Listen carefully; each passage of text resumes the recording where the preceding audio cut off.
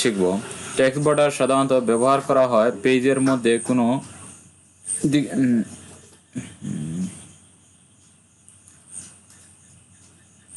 আজকে আমরা ওয়ার্ডে টেক্সট বর্ডার তৈরি করা শিখব। টেক্সট বর্ডার সাধারণত ব্যবহার করা হয় পেজের মধ্যে কোন দিকে কতটুকু মার্জিন করা হচ্ছে তা সহজে বোঝার জন্য। তাহলে দেখে নেওয়া যাক কিভাবে মার্জিন বা টেক্সট বর্ডার পেজের মধ্যে শো করাতে হয়। প্রথমে এমএস ওয়ার্ডটি ওপেন করি। এমএস ওয়ার্ডটি ওপেন করার পর দেখুন পেজের চারিদিকে শুধু ব্ল্যাঙ্ক আছে, কোনো ধরনের মার্জিন চিহ্ন নেই। এই মার্জিন চিহ্নটি নিয়ে আসার জন্য আমাদেরকে ফাইলে ক্লিক করতে হবে। ফাইল থেকে চলে যেতে হবে অপশন থেকে অ্যাডভান্স থেকে নিচে চলে আসুন শো ডকুমেন্ট কন্টেন্ট। এই শো ডকুমেন্ট কন্টেন্টের এখান থেকে আপনি সরাসরি চলে আসুন শো টেক্সট বাউন্ডারি। এটাতে চেকবক্সের মধ্যে টিক চিহ্ন দিয়ে ওকে করুন।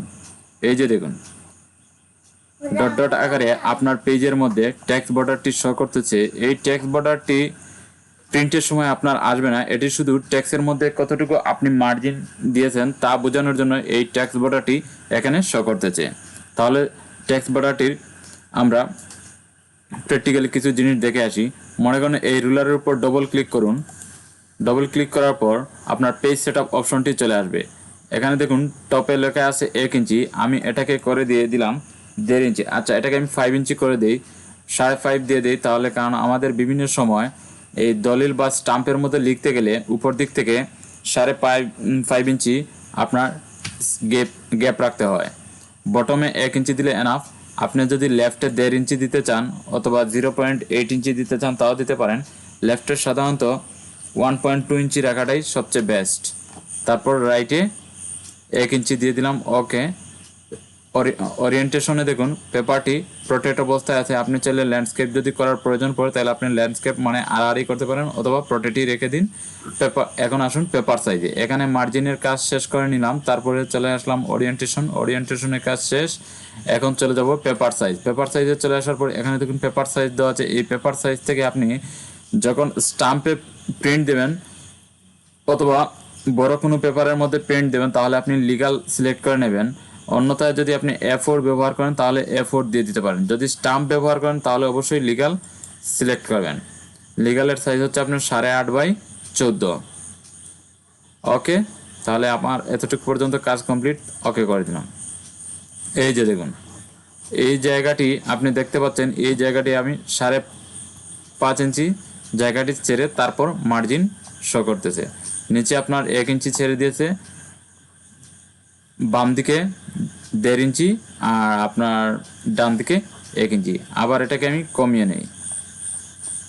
আবার রুলারের উপর এসে ডবল ক্লিক করুন। ডবল ক্লিক করলে পেজ সেটআপ চলে আসবে। পেজ সেটআপ থেকে আপনি মার্জিনে চলে যান। মার্জিন থেকে আপনি এখন দিতে পারেন 1/2 ইঞ্চি, 0.5 হাফ ইঞ্চি দেওয়ার পর আপনি লেফটে 0.5 দিয়ে দিলাম, তারপর রাইটে 0.5, বটম মানে নিচে 0.5। ওকে, এই যে দেখুন মার্জিনটি একেবারে পেজের কোনায় কোনায় চলে গেছে। তার মানে এই মার্জিনের ভিতরে লেখাটি প্রিন্টে চলে আসবে এবং পেজের মধ্যে এই এতটুকু জায়গাটি গ্যাপ থাকবে প্রিন্ট করার পর।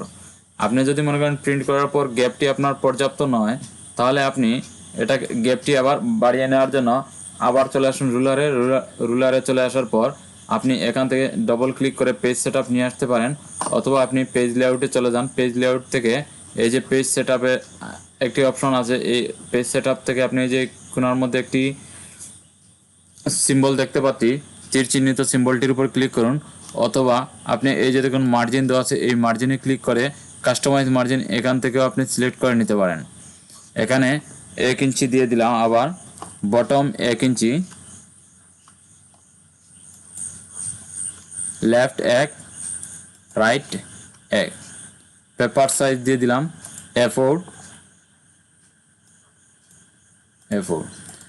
যখন দরখাস্ত বা কোনো ধরনের অ্যাপ্লিকেশন লিখবেন তখন আপনি উপর দিকে 1.5 ইঞ্চি, বটমে 1 ইঞ্চি থাক এবং বাম দিকে মিনিমাম 1.5 ইঞ্চি রাখার চেষ্টা করবেন। কারণ যেহেতু অথরিটি আপনার বাম দিকে বিভিন্ন ধরনের মতামত বা কমেন্ট লিখবেন তার জন্য বাম দিকে 1.5 ইঞ্চি বা একটু বেশি রাখতেও পারেন।